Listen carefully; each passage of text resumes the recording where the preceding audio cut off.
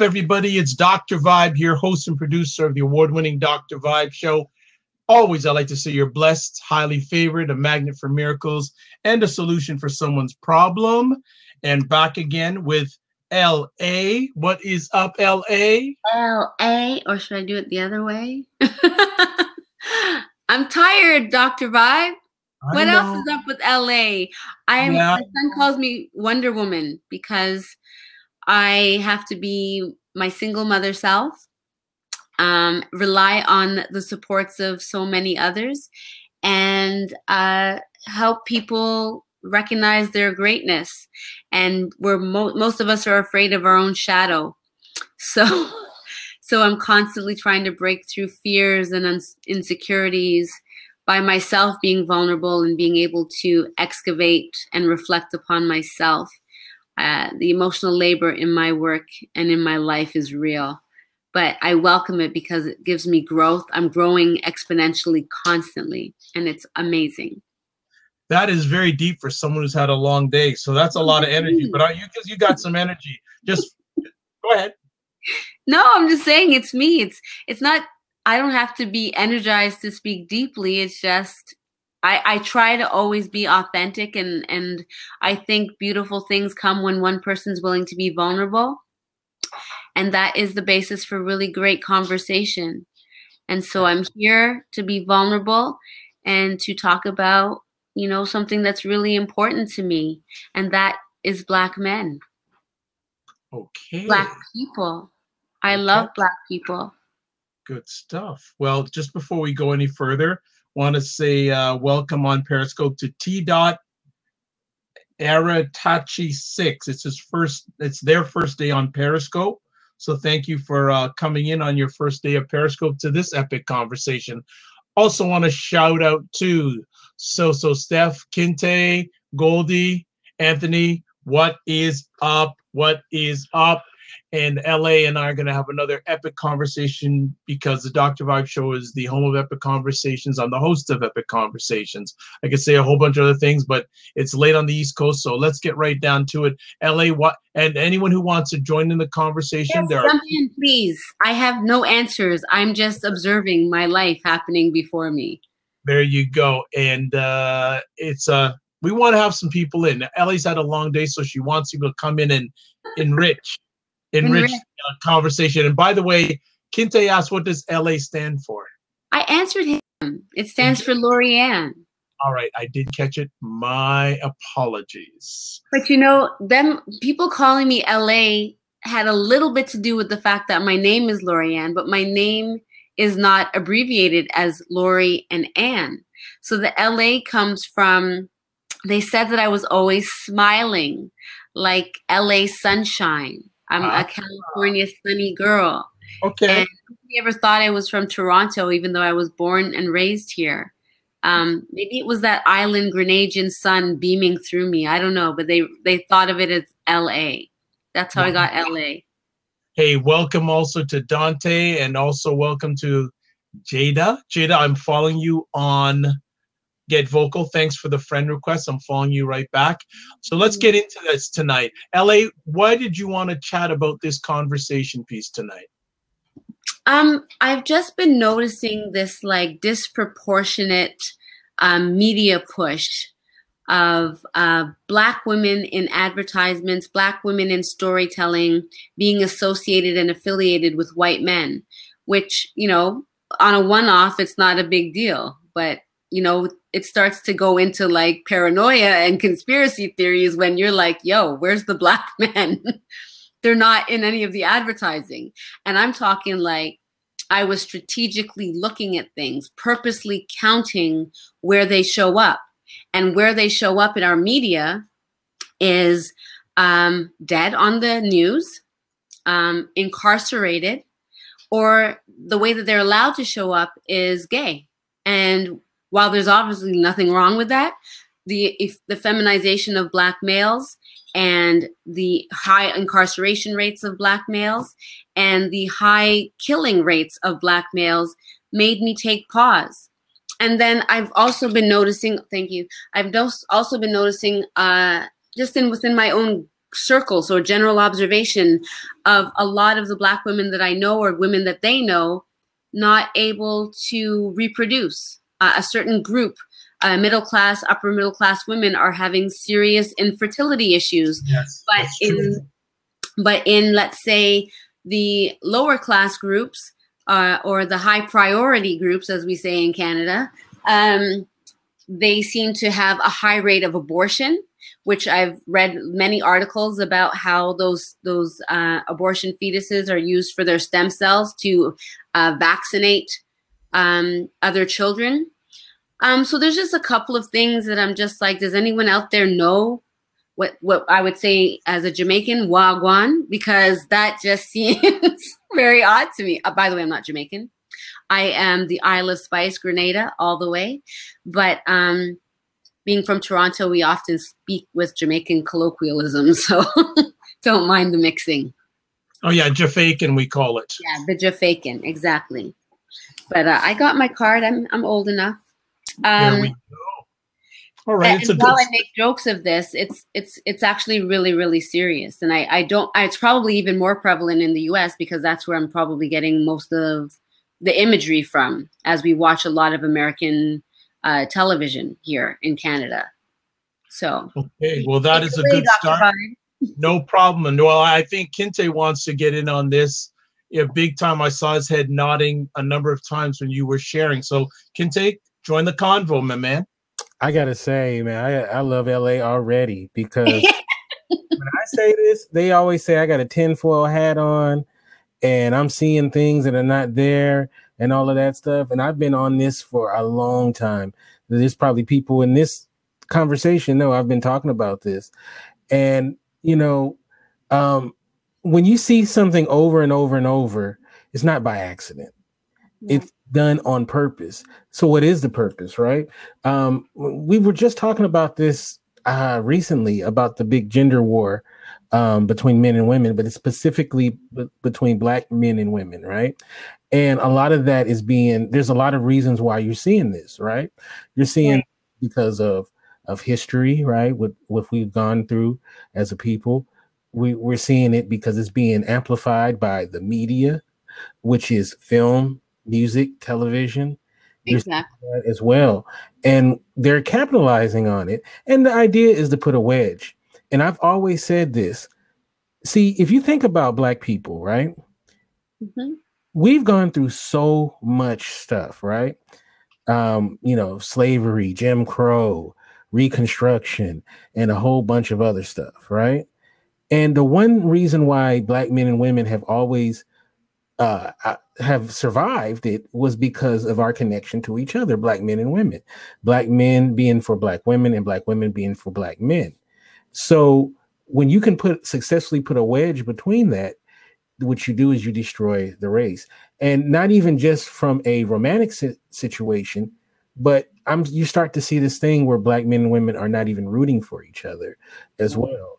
And so going back to what you're saying about the media, you see this real push of interracial situations, like you said, the homosexual deal as well. And it's very slick because, if you say something about it, you're homophobic. Right. If you say something about it, then you're a reverse racist. Right.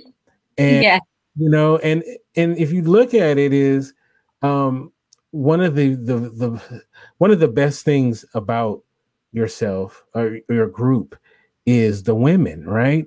The women, and I feel like as Black men, we have to protect our communities, right? That's the children as well as women. And there's this big schism within our communities. And like I said, through media, that's why I'm like, when I was hearing you talk, I was like, you sound like me. I've been saying this forever, but they say I'm crazy though.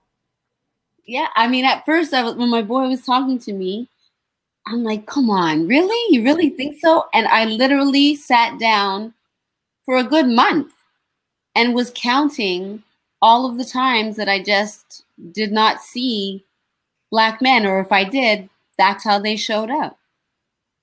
It's terrible. To me, it's scary. So while white America is so afraid of all of the diversity that's coming their way, I don't know if they realize, or maybe they do, that there's the pigmentation of the people that are going to be here in that diversity is not the Black person.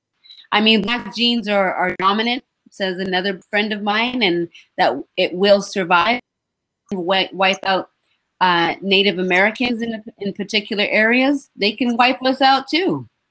And you're right about the paranoia and the fact that, you know, if we talk about it, we're seen as homophobic or, you know, reverse racism. But another colloquial Jamaican term is talk the things them. And you need to talk it, because if you're not talking about it, then it can get swept under the rug and people will avoid it. And next thing you know, we're like endangered. Where are we? There's a movie that you guys have to see if you haven't seen. It's called Rabbit Proof Fence. And it's basically about Australia and how they basically wiped out the Aborigines. That's right. And they talked about, they literally had these meetings or these seminars of how they were going to white out the Aboriginal people. And it was like systematic. They had meetings? Yes, it's all in this movie. Stop it. It is deep, man. And it's like Kenneth Branagh, I believe, might have directed it. I know he's in it. What's it called? It's called Rabbit Proof Fence. And there's a scene, you can get that scene on YouTube, where they're literally showing like a PowerPoint presentation of how they were going to white out. It was like, you know, I mean, it's crazy. And you're seeing the same thing, you know, here as well. And the thing is, it's like when you're in a war and you don't realize it. So it's going to be too late, because most Black people have no idea or think this is absurd, right? And then until it's too late, then it's like, wait, what is that? Oh, okay, maybe that's what it is. Maybe it's the IMDb page for Rabbit Proof Fence. But thank Anthony. Yeah, let me see. Anthony's trying to. I just want to there's an IMDb page for a great. Just want to shout out to Anthony. Also, shout out to Durham Skyrider. Thanks for stopping by. You good? Hope everyone is good. We also still have I said the movie is Rabbit Proof Fence. Right. Yeah. Yeah. Just want to shout out on Periscope. U4Sight is saying, if you look all around, you will see we are no longer the minority. White people are. And then Adrian 452 on Periscope says the sense of community disappearing in a developed world. Yeah, this politically correct cult. Politically correct. That's another thing too. The whole this idea of getting rid of political correctness. Yeah, like you always hear these comedians crying about, oh, you can't play the clubs because you got to be political correct. And I always say, when they're talking about political correctness, they're not talking about protecting us. You know, they're talking about, because they're going to stay protected. So I think it's something that we got to look at what is being said. They just want to go back to the old days where they can, you know, put blackface on and do the things that, you know, from back in the day. When you look at that, what was your take on This Is America? If you saw that video, talking about me. Yeah. Sorry. No, I like Donald Glover. I thought it was very good. It was very inspiring. Why I say that, it's not just random. I just feel like the imagery that was in the background of that film, of that video, was speaking so much to the distractions that take us away from the things that we need to be looking at. Like this kid that was killed by accident. What's going on? And we've become like so desensitized to not being able to do anything about it, that this is part of how they're going to be able to wipe us out. So here's the question then, going another conversation piece. Why do you feel many Blacks have become desensitized to this endangered situation? Well, let's just say, do they even know that they're endangered? Let's start there. People think that Kente is paranoid. They think that, what are you talking about, LA? Unless it's brought to their awareness and they like get out of the sunken place, so to speak, they're not going to know what the hell's going on. Back in the 60s, when the Black Panthers and different civil rights groups would tell people, hey, there's FBI infiltrating these groups, people said they were crazy. The FBI wouldn't do that. And now we know that about COINTELPRO, that it was a very real thing. So this is, the same thing here. Yeah, this is not a topic that I think people are coming in to learn more about it, because it's taboo. It's something that is not spoken about, because just for some of those reasons. It's not about being homophobic. Let's break down those aspects that I was talking about. There's, the feminization of Black males. Let's look at that. So, and then in conjunction with those kind of things is the polygamy conversation, which is also a taboo conversation, but is actually kind of linked, because if there's less of us, the probability of that becomes higher, whether we're consenting or not, as we already know. I don't know about your family, but I have, 10 brothers and sisters, and they're not all from my mother.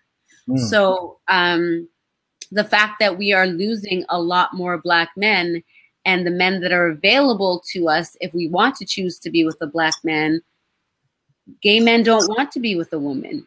They're not trying to procreate on that kind of scale. What do we do? Dr. Vibe, you're the wise one. What should we do?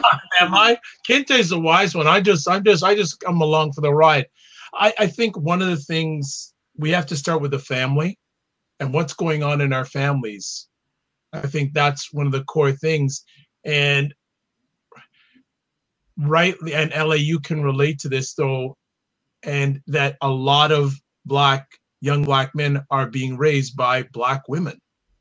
And that's what causing them to be gay? What do you mean? No, but I think lack of a male presence, a consistent male presence in their life can be part of this, why there is such a situation. I don't think it's the whole reasoning, but I think it has certainly part to do it. When you talk about the media, again, media has never been really for us because we've never had control of it. Okay. And because I think that maybe media and society is allowing, rightly or wrongly, more Black women to be more higher profile than Black men. I think that also has another part to do with it also. Yeah, I don't know about the whole Black women raising a lot of the Black men and that being a major problem. I said part of it. I didn't say that's the whole, but I think it does have part. I think it has part of the explanation, not all of the explanation, but part of the explanation. Well, what is it explaining? I think that there is certain things that. Talk to team them, Dr. Vibe. Let me finish, LA. I'm getting to it, please. I think that there are just some things that are missed out when a lady raises a boy that a man could or does do better at. Okay, so if there's not a lot of Black men there to fill in those roles, what should we do to help heal the community? How can we empower Black women who are left alone to raise these men? What are some tips? What can we do to make that stronger and better? I think that you don't necessarily have to have a biological father to have a strong male presence in a young boy's life. Young boy, so any man can help raise a Black boy, or do we need Black men to be there? And if we do need Black men who are dying, incarcerated, or gay, what do we do then?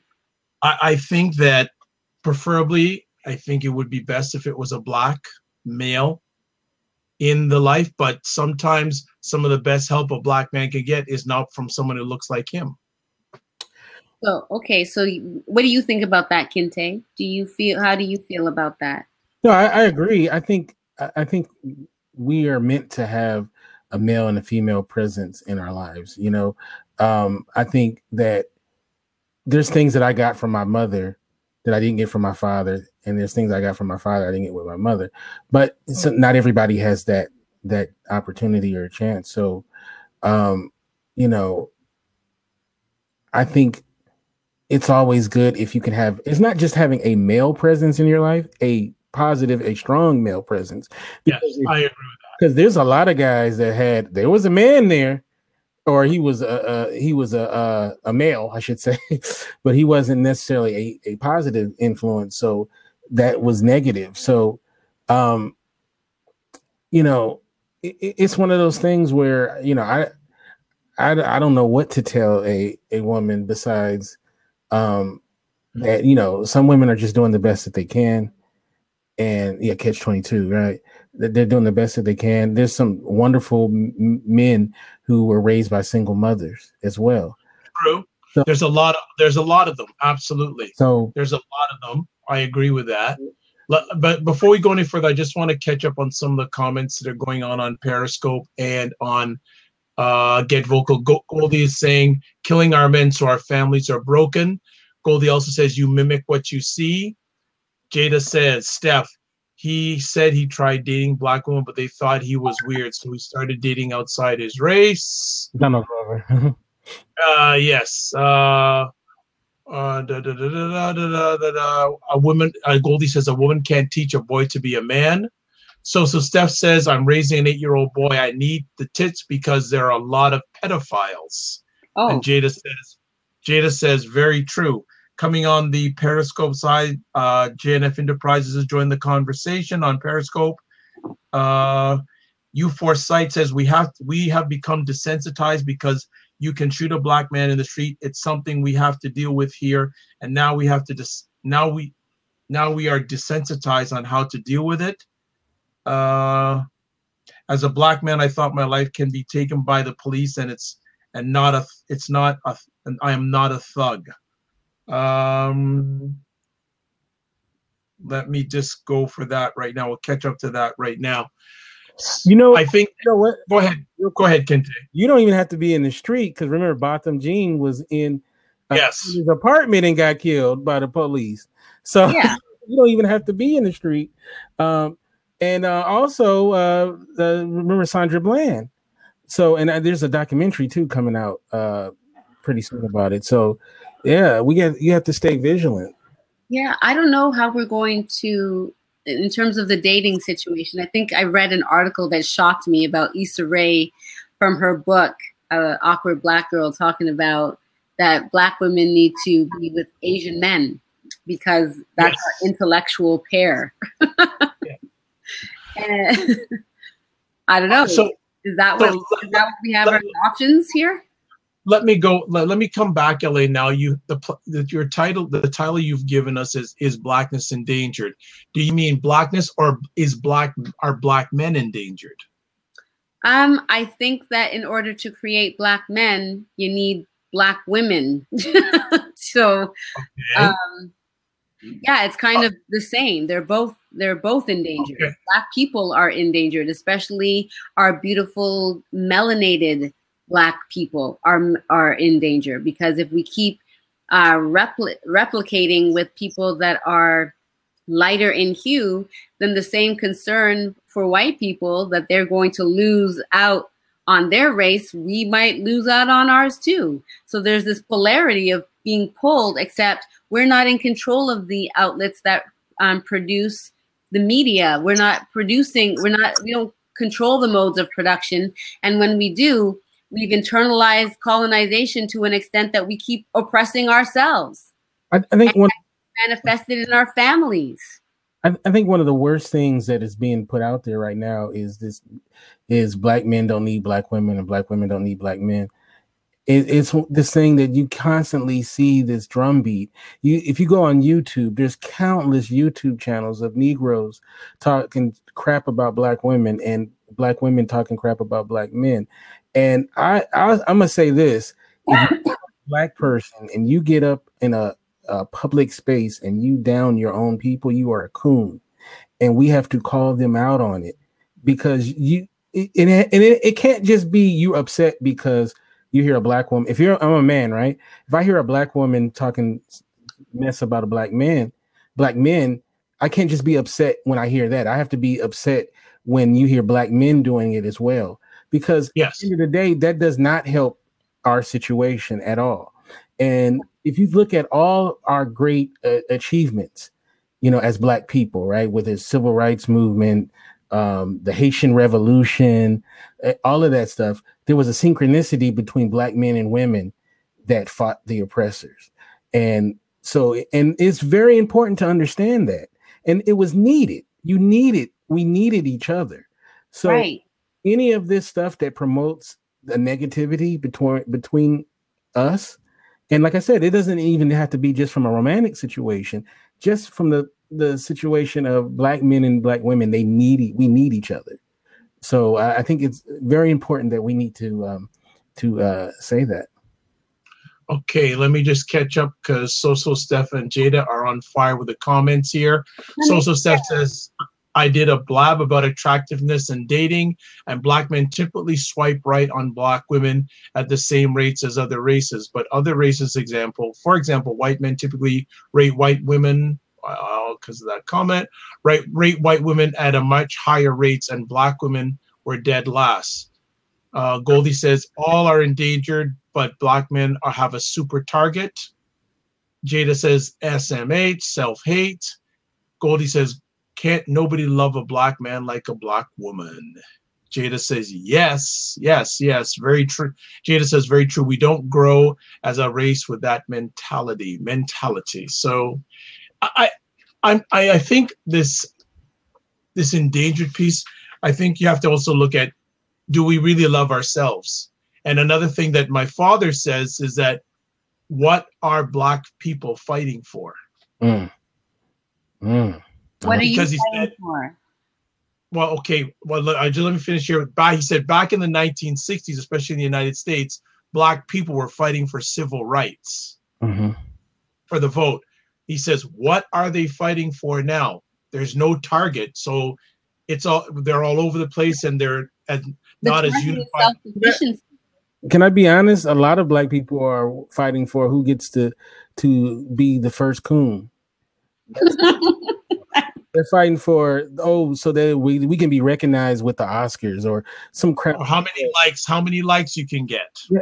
And it's really sad. I've been to meetings with Black people who are some sort of whether they're artists, filmmakers and stuff, and the main thing on their minds is just being accepted by the dominant culture, right? It's like, if we could just get in the door, if Master could see us and acknowledge us and pat us on the head and say that we exist. It's like we have to get rid of that mindset, needing that. I get it. If you are a singer, you want a Grammy. I get that. But that can't be the end all be all to your existence. If you don't get that pat on the head that you are, you ain't done nothing, right? Right.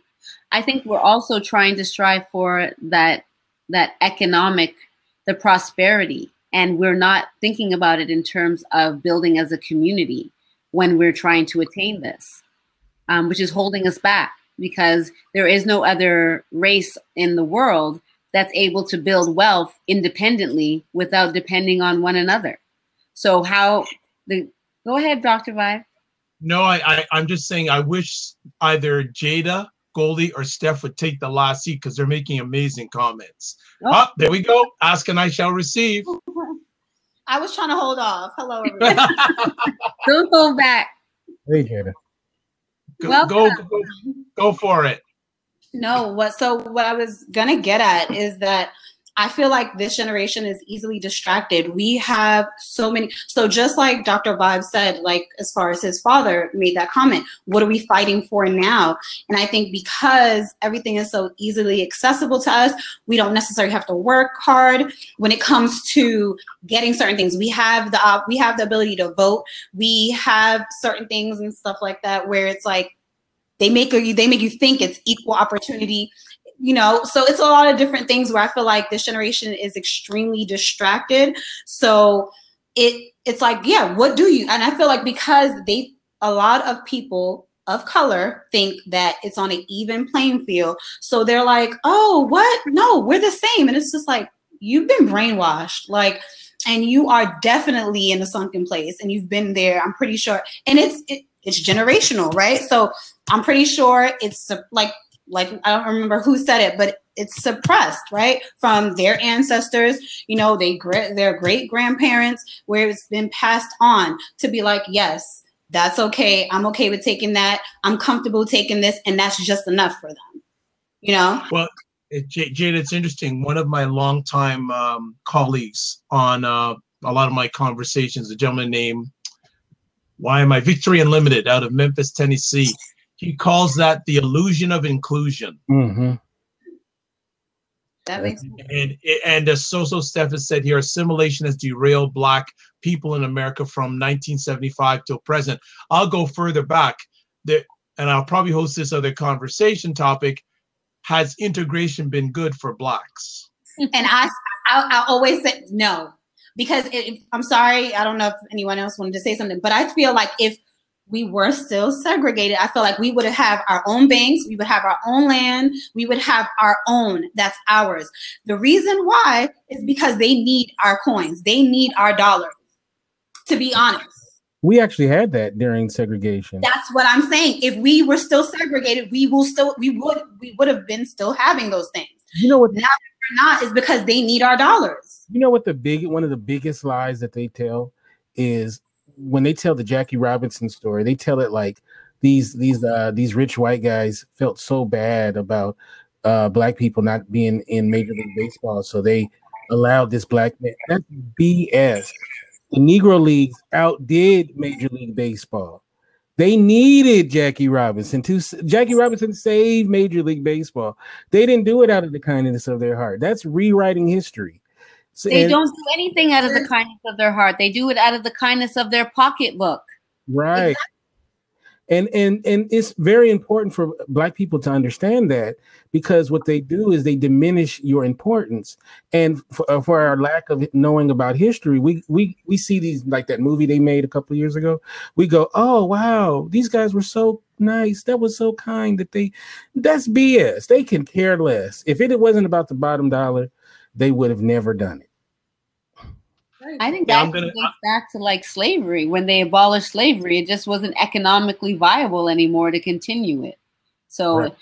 While, yes, protesting and all of those things were good, and at least you felt like you were doing something, they ended it when it no longer served them in the way that it was serving them. And it took over in a different way, mentally and systemically, so that we oppress ourselves now.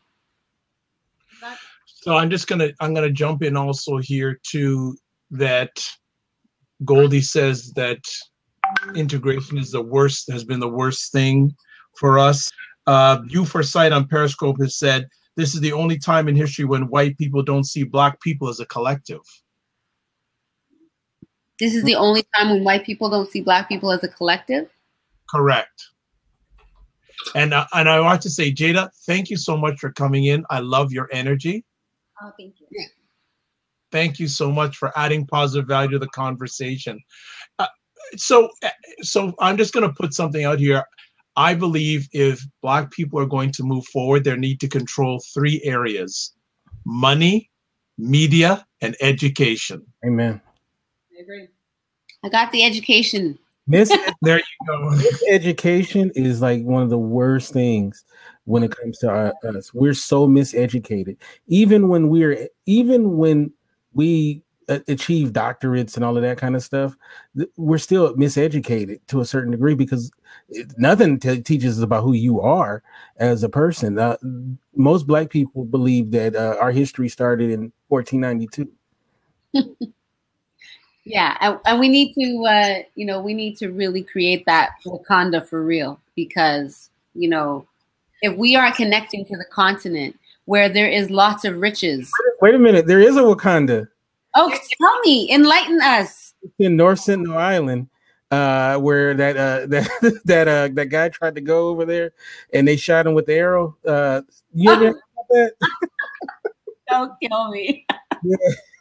But and this is all, and it's good because this whole conversation, we're going in different areas, but it's still related to the Blackness Endangered. But you look at a movie like Black Panther, you look at the two central characters, they represent two different thought processes of Black thought.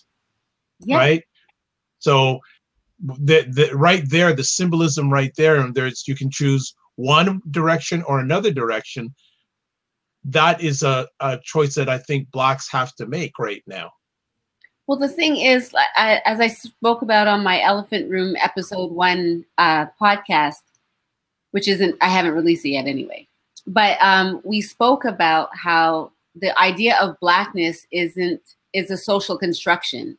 It doesn't exist, and nowhere else can we have such diversity to represent people by one color.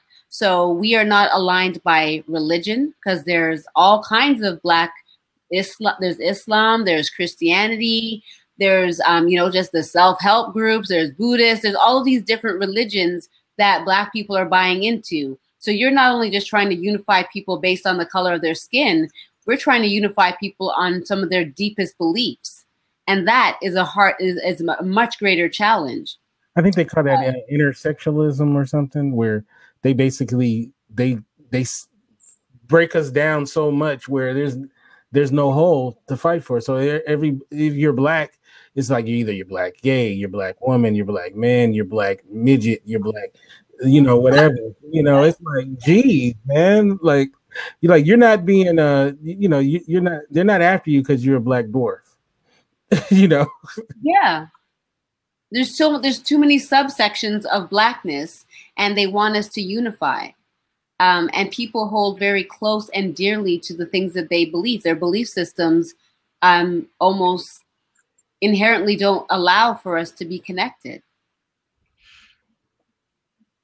In the area of this subject, endangered, right now, who do you feel is more responsible for this current state of possible endangerment, if there's such a word? People of color or the non-melanated people? I find that, I don't know, it's such a polarizing way to situate the problem. I think it also, and it's so intersected because there's those that have and there's those that have not. And so when you're not bringing class to the table, that also problematizes things also. I think that there was a system built to profit one group of people that seemed to be less melanated than the other. And there were manifest things that happened as a result of that. And then the latent, I think we're in the latency stage of colonization, where we can't even tear it apart to see what's what anymore because it's so intersected. So I don't even know how to answer that question. Oh, well, I think someone's going to have something to say. Well, what Tony has just put in the comments, I think you may want to read that and may want to respond to it. Myself or who? Anybody. Black people are very dominant in the media and entertainment. There are many Black comedians, actors, and many in all genres of sports. I say Black people have more control of the media. I'm sorry, I can't even finish reading it. More control of the media than people would give them credit, even themselves. No, that is completely untrue. Black people don't control shit. They don't control not the NFL, NBA, or they don't control no networks. They don't look. It's one thing if you're searching for a green light. If you have to go to someone else to give you a green light, pretty much. You are the hoe. When you can create the green light, I love this guy. You're the pimp, and we're in the hoe position. So that is completely untrue. Yeah. Those people make money for the machine, but they have no power. Well, like someone told me a long time ago, if someone else is signing your check, you're not in control. Right. You're not. Yeah, and if you stop tap dancing and see what they do to you, then all of a sudden you done felt somebody up in 32, and they want to stop. You know, you got no power. I think, Anthony, I'll say to Anthony this. I just posted this on the Elephant Room TV on Instagram a couple of days ago. White people, all cultures love Black culture, but they do not love Black people. That's right. That they who doesn't? I mean, we are very talented people. We're creative people, but we're not in control of our modes of production. So we have to consume ourselves. And when we're consuming, we're not building. We're not building our own wealth. One of the great great scenes in movie history is the scene in Do the Right Thing, when they're having that conversation about Michael Jordan and Prince and all. Yep. I think that really explains it so well. That's like one of the best scenes ever I've ever seen in a movie. And Tony has a response you may want to read or additional comment. He says, yes, it's true that they don't have too much control.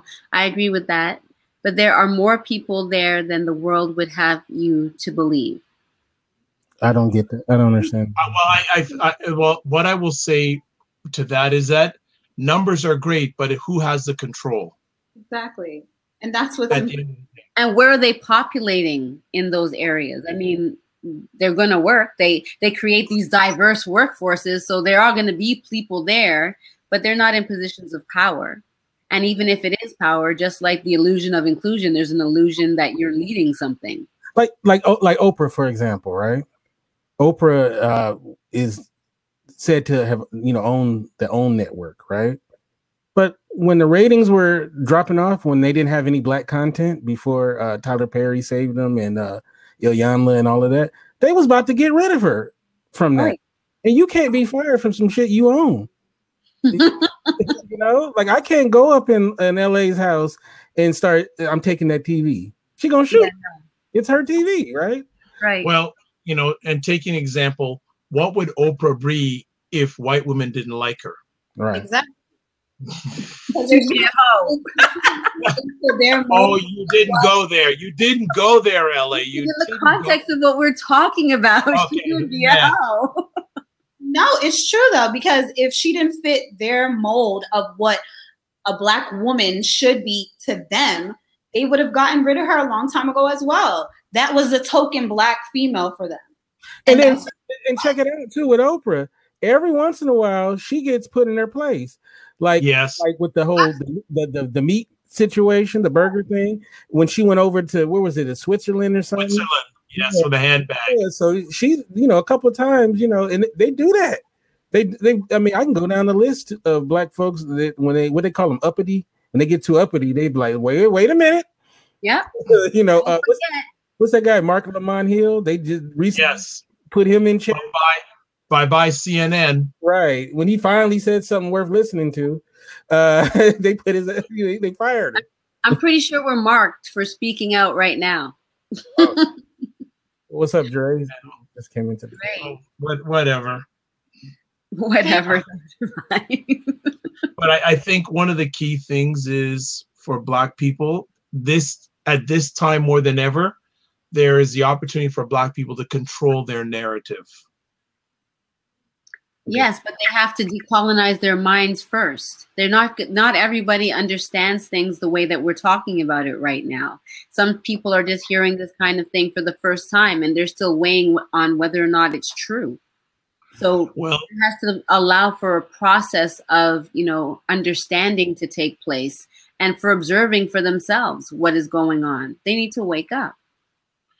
True. It's also the responsibility of individuals like are on the screen here and individuals that are watching to keep on pushing because most people learn through duplication.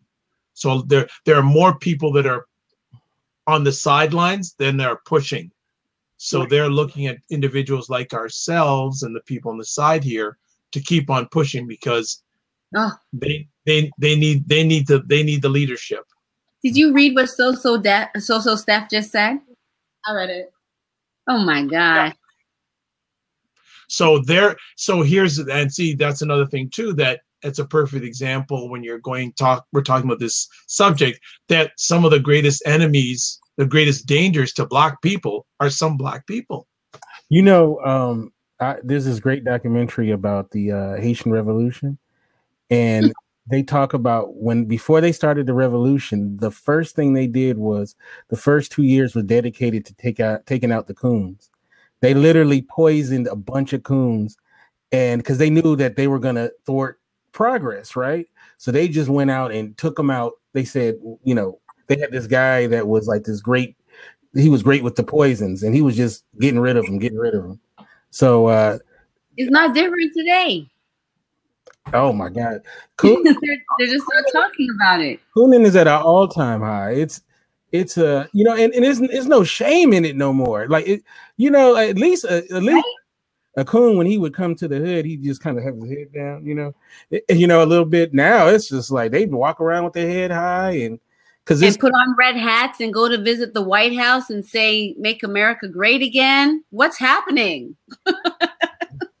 Man, I mean, look, they say in dominoes, when you play dominoes, all money ain't good money. And so whatever they got to do, you know, whatever bread they think they getting, and a lot of times they don't even coon for the money. They just coon just to be seen, just to be acknowledged. It's pathetic. Like here's another comment from you, Foresight, on Periscope, saying if Black people want more control, we should control ourselves and start buying dollars or controlling the dollar. Amen. So, and I agree. It's, you know, I forgot who, I think Goldie made the comment in the statement that most of the time Black people don't support each other. And that's unfortunate. And that's where it needs to start. We need to pour into our community. We need to pour in to literally like Black owned businesses in order to get to that level where we could own everything. There's a guy named Dr. Claude Anderson. I mean, this guy. Oh yeah. Oh yeah. Bring it, Kente. That guy is so brilliant. He's amazing. Yeah, I mean, like if you read all of his books, that's all you need. Like somebody was saying about what do I do with my kid? Get him all of Dr. Claude Anderson's books. You know, like because it basically it shows you the world for what it is. And it shows you how to operate within it. And the man is so brilliant. But he talks about how there's 40 Asian men who became billionaires off of primarily selling to African Americans. They became billionaires off of, this is 40 that he was able to find. He said he could not find one Black person who became a millionaire off of selling to just Asians. Of course not. Exactly. So does that make sense? Yeah. Does that make sense? Why we as a community, as a race, like we are quick to give our money to other races versus our own. We're always skeptical. We always want a discount. We always want a freebie. We want a handout. And it's like, you have no problem with paying full price for that iPhone or that MacBook, right? But when it comes to supporting maybe, you know, like Black clothes, like Black owned businesses, when it comes to like, I just went to like a tea bar, and it was Black owned. And I was like, one of the first things I asked, it was like a Starbucks of tea.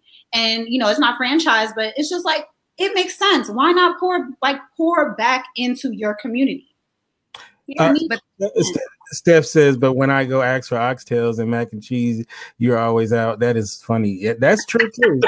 That's true. That's true. But then we're willing to sell out our community because it's harder to go out and support Black businesses. Dr. Vi, why is it, Dr. Vi, every time I go to the Jamaican restaurant, they never have no callaloo? Or they get upset when you ask for extra gravy. Yeah, you see, there is an elephant in the room for the black business conversation, and I don't know. It's hard for them because it's expensive, and the banks, again, it's a systemic issue with banks not giving them the proper loans to do it right. Our pride constantly gets in the way. It's hard to import the things that we need, but that doesn't mean that we shouldn't try. It doesn't mean that we should still, even though, that poor woman who needs her oxtail and mac and cheese and whatnot, help them. Look up a supplier that can give them what they need and make sure that they can continue to do their business the way that we want them to. Because in the end, we are going to suffer.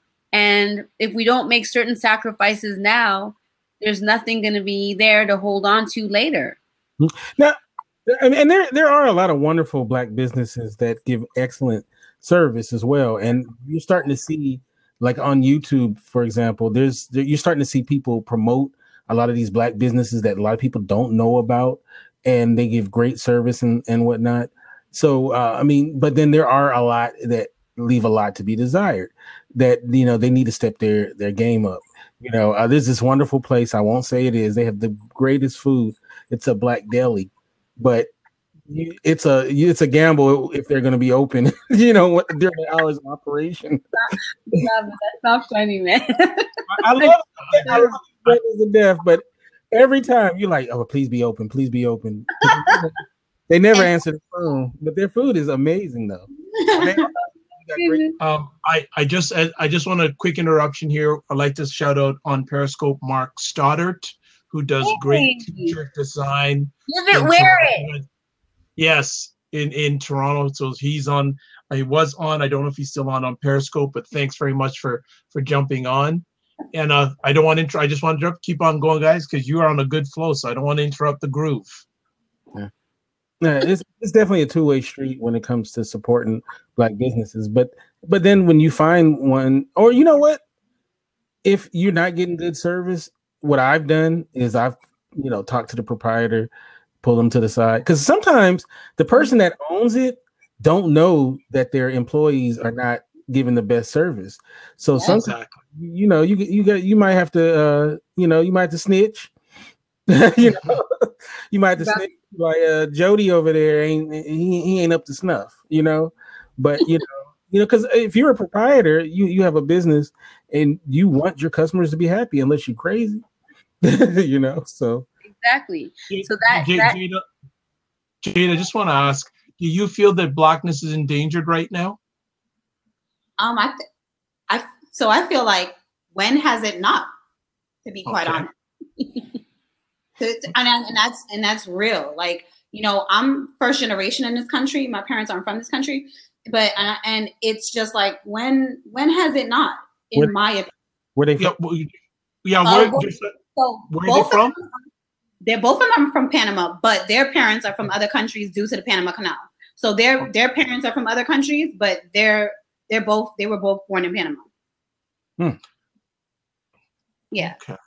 But I feel like, when has it not? Like, to be honest, I feel like being Black has always been, we've always been a threat, whether it's a Black woman or a Black man. I'm going to ask this conversation piece to everyone here. Do you feel now that some Blacks feel threatened by other Blacks? In what way? Well, I know some people that are very afraid of Blacks. I guess they're not comfortable with their own. Let's put it that way. I think I know what you're getting at. Where you yes, I have seen that. Where I've seen Black people, and they see other Black people, maybe across the street, if it's like 3 Black men, and they don't necessarily have to be in hoodies or anything like that, but if it's 3 Black men, I'll see like maybe a couple or something like that will walk, and they'll try to maybe cross the street or walk faster because they may feel like slightly threatened. They're like, oh, well, I don't know what he's gonna do. But you don't ever see that, whatever, if it was a group of white people, or if a group of, like, come on, or if you're in the elevator, like I've seen people, like, and other Black people as well, where you're just like, if it's a Black woman and she's like holding on to her purse a little tighter than she normally would if it was maybe 2 young white men that were in the elevator versus 3 Black men. I think we're just afraid, period, right now. But I just got to shout out So Steph. I'm loving her. She said she's scared of white people. I love her. I think that's awesome. But I think in general, we are afraid, period. And there is a culture of fear that is being bred, and we are paranoid and suspicious of one another. And that goes on black and black and black to everybody else and vice versa. That's just the nature of what's happening right now. So just to take the conversation even deeper here, another level, and you, Forsyth, if you want to get on this panel, you got to go to getvocal.com and that's how you can get on Periscope. Unfortunately, I can't respond to the comments on Periscope for some reason, so I'm saying it verbally, especially to our American people. Do you feel more endangered now than you did 4 years ago? No. Or two and a half years ago, or even 2 years ago? No, I feel the same as I've always felt. It's always funny to me after Obama became the president when people were talking this post-racial crap, and I'm sitting there like, what are you talking about? Like, and it's like I run into people like it might be at the grocery store, and it'll be like a Caucasian person. They said, "Oh man, the way things are now." I'm like, now, like, it ain't never changed. What are you talking about? It's never changed. Maybe they're talking about it more, or maybe, in your circle, they talking about it because now it's affecting you, because now they don't know what he gonna do. You know what I'm saying? They don't know now that you got all these other groups that are like, you have the Arabs now. They're like, man, it's Trump. What we gonna do about it? now they're with us, right? You have the Spanish that are doing that as well, and it's just very interesting now that they're starting to be affected, and the LGBT, TQ as well. They're like, what? They coming to us like, what we gonna do? How we gonna stop this? Like we're all in it together. It's hilarious to me. Well, that's very true, because Black Lives Matter becomes all lives matter, because we can never preface what's going on in the Black community. That's what they do. And they just put us all together to say that we need to fight for a joint cause. You know what I say to that is, y'all, good luck. Like, y'all told us, so we gonna worry about us. Good luck to you guys. Oh, that's too funny. But okay, so Dr. Vibe, you were talking about there's 3 things you said. You said the economic, money, media, education. Okay, so what do you think about the education or the media? Which one do you want to touch? It's up to you guys. The media piece. I think platforms like this will help in the media piece. I think there is more than enough money out there to start a broadcast network. Mm-hmm. But it's just the people agreeing to do it. I think it's more than just an agreement. I think that we take for granted that these solutions, because they seem so self-evident, that we know what to do. And I don't know about everybody that's listening, but when you grow up in a home that doesn't teach you how to build wealth, it doesn't teach you how to own things. We're asking for people to say, hey, just, let's put our money together and own a network. But we have no idea how to even engage. Well, I'm not talking about the majority. There are a minority that could start this. That's what I'm saying. I'm talking about those individuals. I'm not talking about the individuals I was mentioning in that area. That's a minority. And even if they could make a start and show an example, that's what I'm talking about. But like our friend Kinte is saying, those are the coons that don't want to do that. So it's up to us on the bottom to fight for ourselves. You're going to fight for your own life. And so the problem with us is we take to the streets to want to fight for ourselves, but we don't have the same pedigree or the same information and resources that the coons have. So how we need to know how to do that thing. We can look at other cultures and try to mimic, but systemically we are disenfranchised. Well, I think you said something interesting there too, that ourselves, the African heritage is communal, North American European society is individual. So for communal to fit into the individual is like a round peg in the square hole. So what does that mean? We can't do it? Yes, we can do it, but we have to go back to our ancestral roots, where it is a communal, where the tribes used to get together and achieve things and instead of trying to do it on our own. This North American and European society is built on the individual. Yeah, we know that. So that's what I'm saying. So what we have to do is go back, for a lack of a better word that's used a lot in American politics these days, we got to go back to our base. Mm-hmm. Well, you know what? I need to call out my African brothers and sisters, because specifically Nigerians who seem to just have a lot going on. Can you reach out and teach somebody something? Because you seem to have something together. Well, see, and that's another,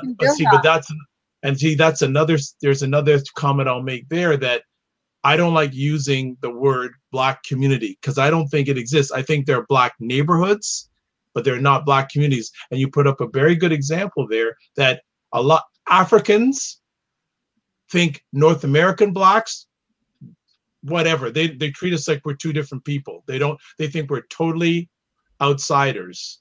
And I think that that's one of the challenges. We have more in common than we don't have in common, unfortunately. And unfortunately, we're in a society today where people are looking at differences first instead of similarities. And I just put Kinte to sleep. No, I'm sorry.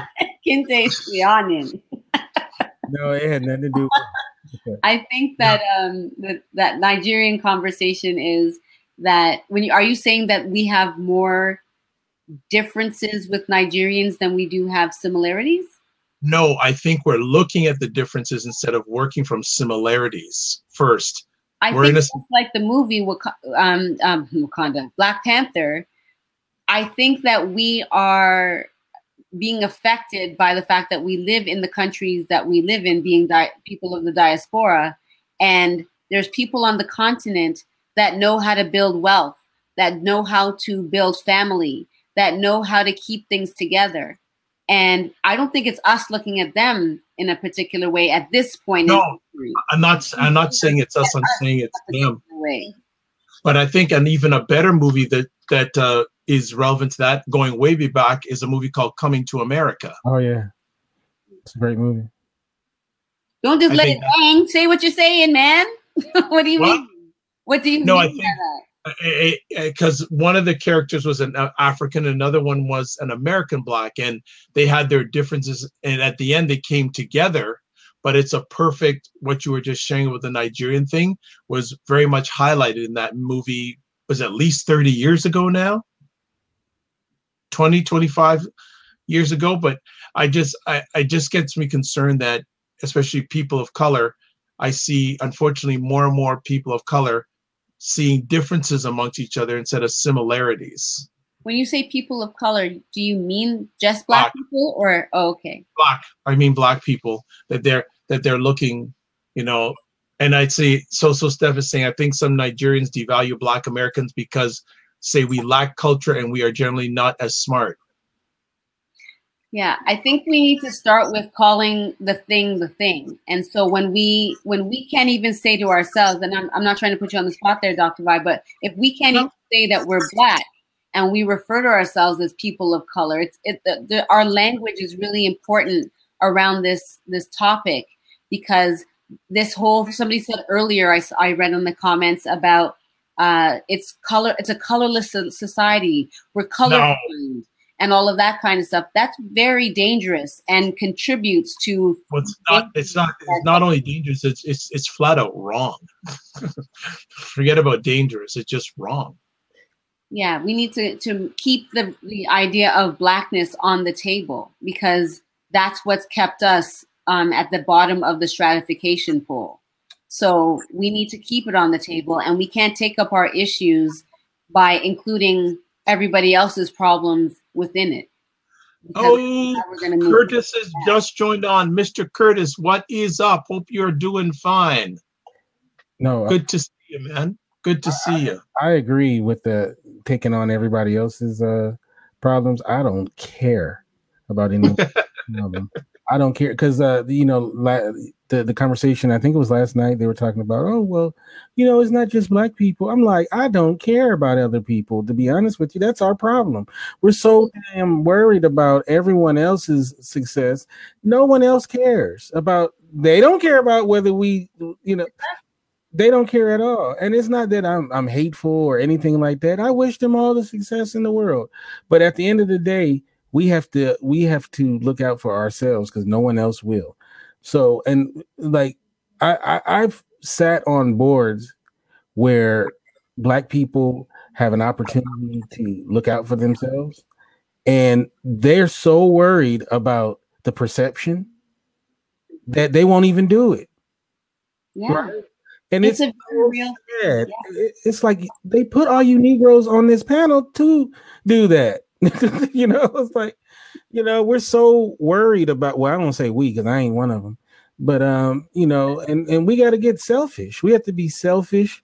We have to do that in the right way. I'm sorry. Right. In the right way.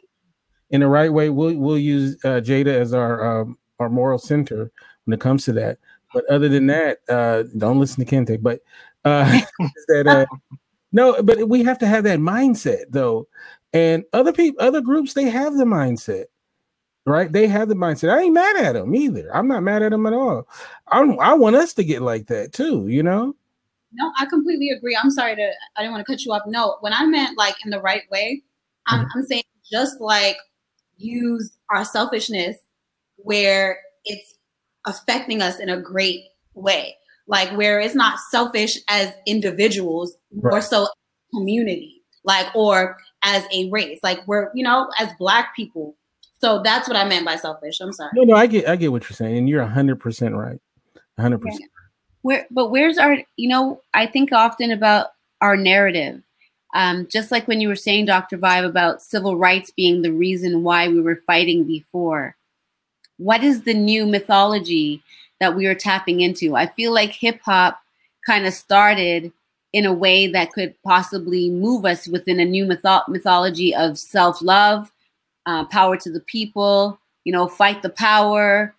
But somehow this has taken a disastrous turn into mumble rap. I'm sorry, I'm old, but I'm not trying to I'm not down with the mumble rap, because how am I supposed to understand what you're saying if, what are you saying? And what does it mean? A lot of these songs these days, where is the messaging in the music? I grew up on hip hop. I DJ'd. Big 90s hip hop person to this day, right? And there was a Black woman during the 90s named C. Dolores Tucker. And I used to, as being young and somewhat uninformed, I used to think of her as an enemy, right? And as I got older, and she's now deceased, I realized, man, she was right what she was saying, because she was ringing the alarm bells about what the music was doing to our community. And to be honest with you, and if you don't know who she is, please look her up.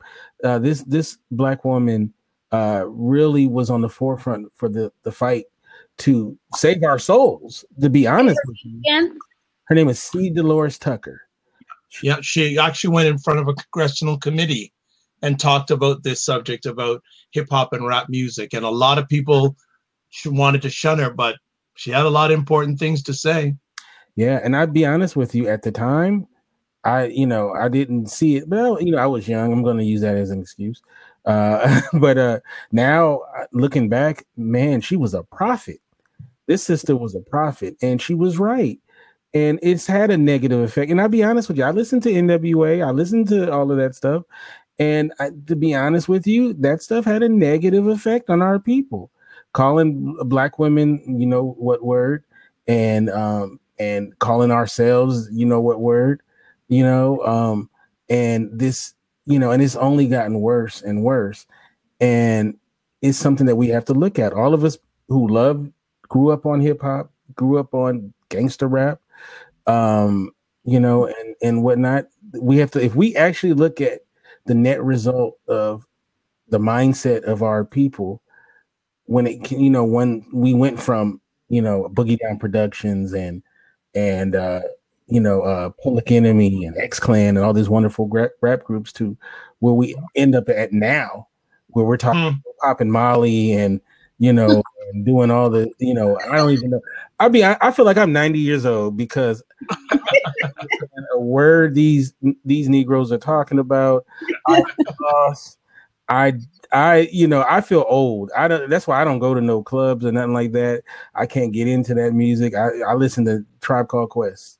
Right. Thank you. Saying? So, but yeah, we have to be honest with it. I know no one wants to hear it, but we have to be honest. It's had a negative effect.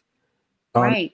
And and they, and the excuses that you always hear is they have all these dang excuses about it. Let's just be honest. It's been a net negative.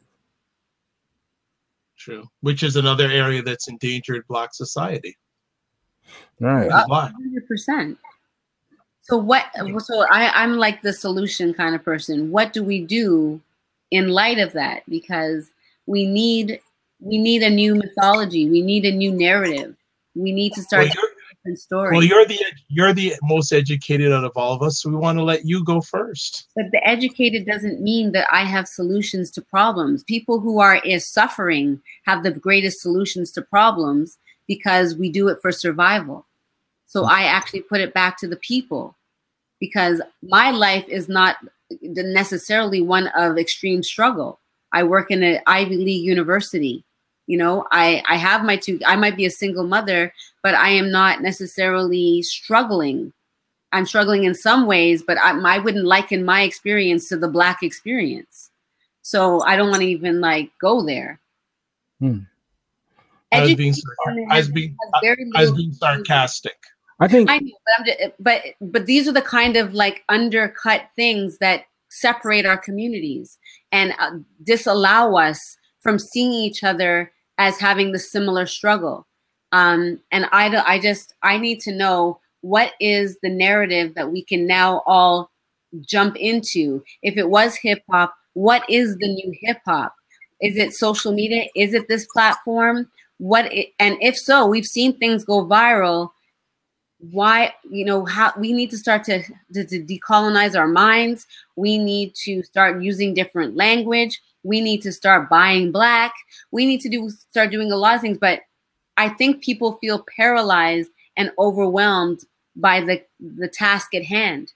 And we need some how-to steps. When you go to church and it's a real good sermon and you're just like, great, I know that these things are important. Now, how the hell do I deal with Cece down the street who's driving me crazy so that I can put some of those things into practice? We need practical steps on how to deal with our situation and our Blackness.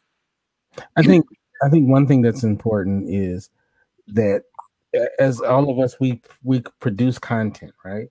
Yes. I think it's very important for us to promote positivity between Black male and female. It's very important. Yeah. And I think that it's undervalued. I think to even us who are aware how much that the demise of our community is happening. It starts with a basic thing: Black man, Black woman, and that is the thing that's killing us. It's like a rot that's growing in our community. This hatred that Black men and Black women have towards each other is destroying our community, and it's getting so terrible. And it keeps, it just festers and festers. And I think that's one of the first things, and the first things that we have to work on. My father was an activist, right? He was a community activist. He was a wonderful, wonderful man. And the respect that I have for Black women started with him. One was how he treated my mother, to the day he died. And also the wisdom that he imparted on me when it came to, how to treat Black women, whether they're, you're in a romantic situation or just, as a man. And I think that is so important, and it can't be said enough, you know? Agreed. Where can that healing begin? Where do you see the discrepancies between Black men and women, Dr. Vibe? I would say that I think first of all, self-care is a part of it. And I think we have to learn how to be friends with each other. We need to, we have to become friends and be able to just sit down and have conversations like this. Like I don't go to parties that often, but I was at a good friend's birthday party on Saturday evening, and just a bunch of men and women were just talking about different subjects, and we were just down like that. And I think we just need to realize that we all are going through stuff, but the thing is we got to watch each other's backs, because if someone else fails, I feel it. Mm-hmm. If someone else succeeds that's a good thing. So we have to really, like I said, we have to watch each other's backs, because it's a very critical time right now for Black people. And again, that's why a conversation topic like right now is Blackness Endangered. Isn't it something that Blackness was more energetic back in the 1960s than it is in 2018? Yeah, I think so Steph has a really good point when she talks about how do you talk to your children in the absence of if you are a single parent, how do you talk to your children about the spouse that isn't, or the... Well, that's another thing too. And I work with a lot of fathers and single fathers, or fathers that are in custody. And that's a whole other conversation topic that I will host. But we have to, again, and I think I said earlier, it has to start with the family, whatever the family is composed of. I think it starts with the household. It has to start from there. And I think we have to all start to think, that we may not see it in our lifetime, and that we have to be okay with that.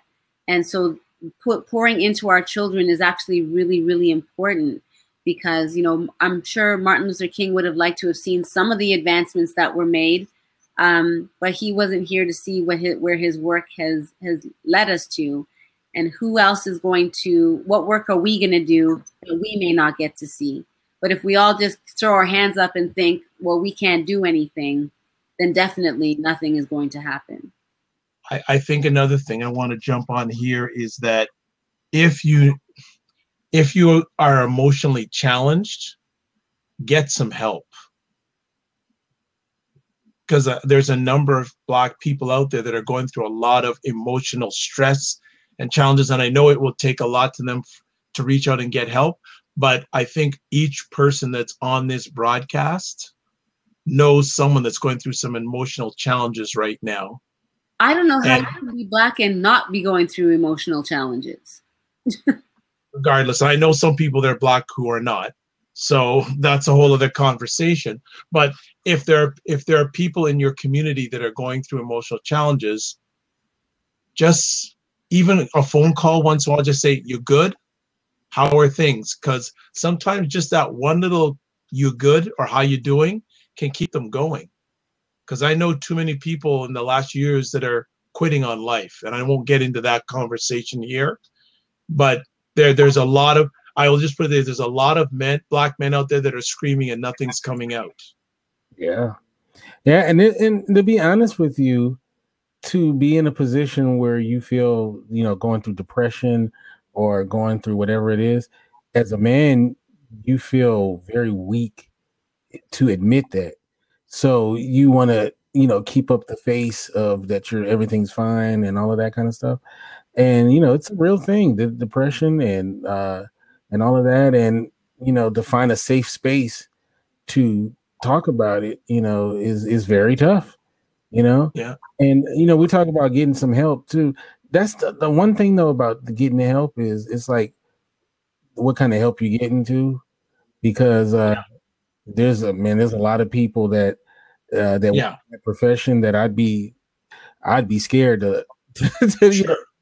Understood. Yeah. Definitely, be careful who you listen to and get suggestions from. That certainly you've got to filter them. But one of the things I always tell people is that 80% of the suicides committed by people over 40 years old are by men, and a large majority are Black men doing that. Yeah, a lot of brothers are committing suicide. Yeah. Right. Part of the so now we've added another one. There's death by the hands of the police. There's incarceration. There's the feminization of the Black man, and then there's elimination of yourself by suicide. Mm-hmm. And what I meant by I don't know how you can be Black and not have a mental health issue. The reason why I say that is because there's a continuum. You may not be, down out, like you don't need to be bipolar or schizophrenic to be having a mental health challenge. And by virtue of, it doesn't mean that you're completely unhealthy, but I don't know how you can be Black in this world and not have any kind of dissonance with yourself. So there is a level of mental health challenge by virtue of just being Black in this. And also the effeminized Black guys, they're not all gay either. Exactly. A lot of Atlanta for the first time. Wow, did I see something? There's a lot of effeminate as straight brothers too. So, oh my God, I see them all the time. So it makes you wonder if they're acting out. Are they mimicking something? Yeah. And what does that mean? Are women attracted to that? How did the procreation? And anyway, I don't know what I'm talking about. I'm just telling you what I experienced and what I observed. And that's what led to this whole conversation in the first place, is because the people in my circle have been talking about this, and it opened my eyes. And so I'm glad we're having this conversation, because I'm hoping it's opening other people's eyes to the fact that this could be it is a very real threat to our community. Jada, you've been quiet for a while. Please say something. Well, no, because I was going to say something, but then she kind of directed, LA directed her question to you. No, I mean, I completely agree. And even what So-So Steph just said, as far as how do we get a chance to heal when we're constantly being like traumatized by certain situations when it comes to literally police brutality, like us getting arrested for certain things that if someone of another race would do exactly the same thing and they wouldn't get jail time. So things like that, where it's just like, why can't we catch a break? So, I mean, I think even when Kente was speaking about as far as Kunin, I think when you have conversations like this with other Black people who feel completely different, right? Where they're like, well, why would you talk back to the officer if you know X, Y, and Z? Or why would you do that? And it's just like, no, that doesn't mean that my life should be taken away because I said something maybe disrespectful, or what that person or the officer thought was disrespectful. I shouldn't lose my life over it. Because if it was a white counterpart or somebody from another race, they wouldn't get the same treatment. So I completely agree as far as just like, when do we get a chance to heal? Kente, go ahead. Before you jump in, I just want to catch some comments that Curtis Brooks is making on YouTube, and thank you for the people watching on YouTube also. He's saying a few things here. He's saying words are weapons of destruction or tools for building. Black folks need to change their speech. The right speech changes their mind. The right mind changes their behavior, and eventually their belief systems will follow. Mm-hmm. I'm thinking, what a big coon someone is to be like, oh, he deserved to get shot because he talked back. Thank you. How ignorant do you have to be to say, oh, because you talked back to an officer, you should die? That's about the dumbest. I wish somebody would say that to me. How to justify that though? Because you have other Black people will say, make comments as such like, well, like you should know better. Like, he's holding a weapon. He has a gun. So he's an officer. Why would you disrespect? Like, you're just asking for it. The whole I forgot her name. Was it Corinne or right where is like the whole gun situation and she was inside the apartment and stuff like that, and then they shot her up. But it was just like, there's so many other people that they're able to detain without killing them or without even shooting them. Mass murderers that went and shot up a whole town. Yeah. Like, come on. Yeah, that's so yeah. I don't see how we have the ability to heal, because it does it. I'm not gonna lie, it disgusts me when I see things like that. And we do, thank goodness, though, I will say, but even then, right? So we say like, oh, we have evidence now, right? But in the 90s, we had evidence with the whole Rodney King, and it's just still people will try to justify, and all these officers and stuff like that will get off. They won't do any time. Nothing will happen. And just even what we were talking about, so the guy, I don't know if you guys had heard about the bouncer who had gotten shot, and then they found, when they did the autopsy, he got shot in the back. The officer said that he felt threatened, but he got shot in the back. So it's just like, come on, like, when do we put the line? Chicago. That happened in Chicago, yeah. Yeah, like where do we draw the line at? Where we say like enough is enough, and even as our own community, where we keep making excuses for other people, for other races, it just doesn't make sense to me. Yeah, silly. Yeah. I'm on that. Hey, Victoria. Vic. Chocolate. I'll hop off if someone else wants to come on. Steph, I don't know if you want to come on, or Vic, if you guys want to come on. Yes, I didn't say that. If anyone does want to jump on, anytime that I'm on Get Vocal, just put it in the comments section and we'll make it happen. Steph, she says she's okay. Well, Steph, one day you got to promise you got to come on, because you can't get away dropping knowledge bombs and not showing your face. Come on now.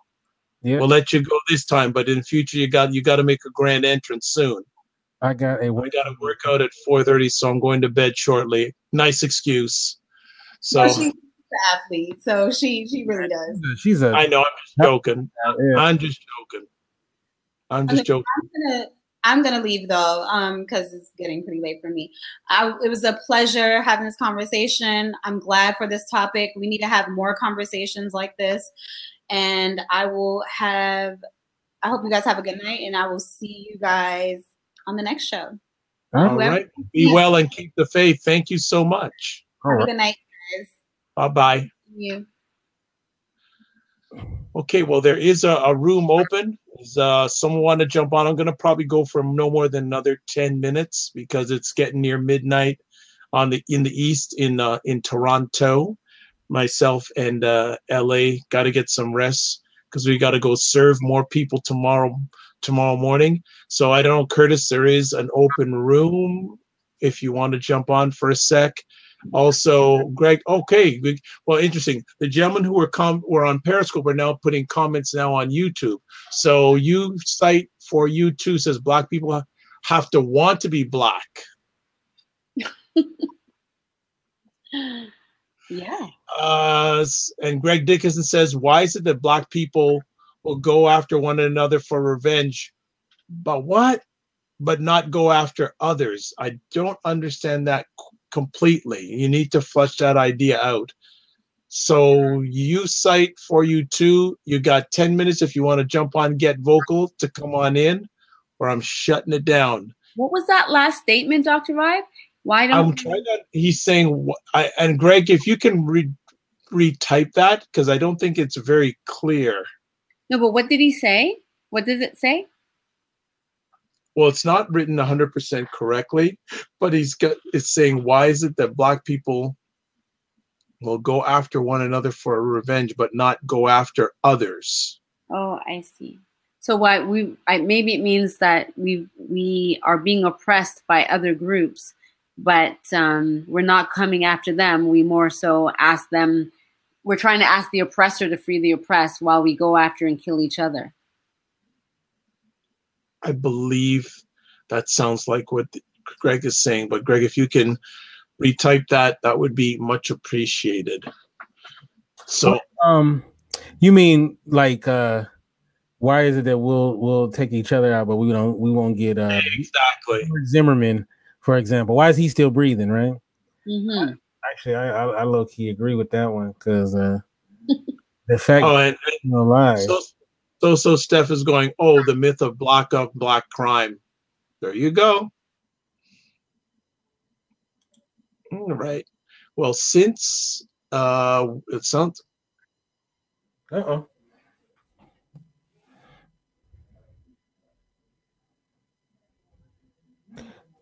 Good night, Victoria. Yeah.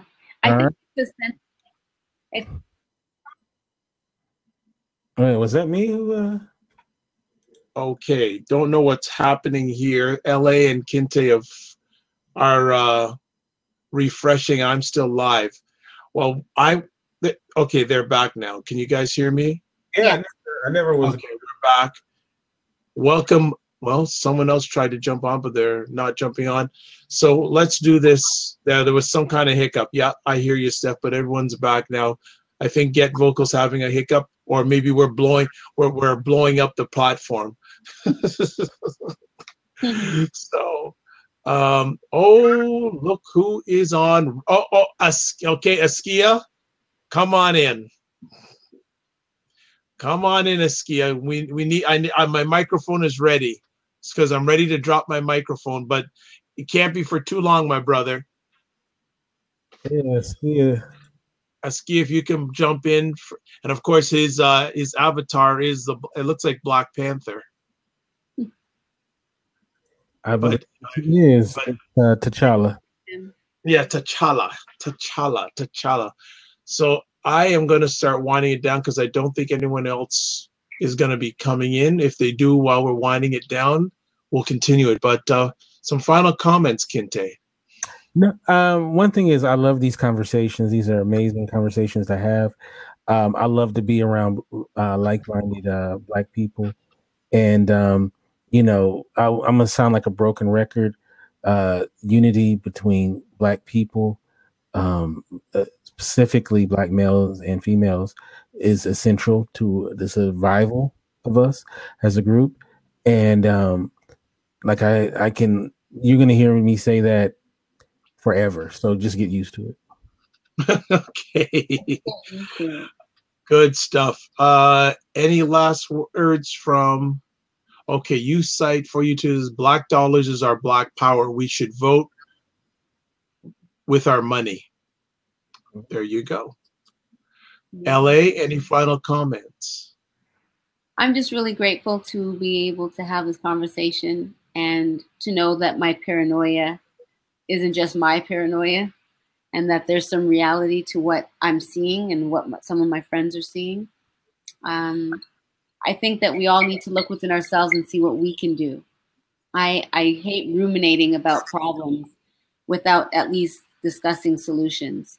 And if we keep saying we don't know how, let's get out there and find out how, because that's how we're going to change this. And continuing to have these kind of conversations are really important.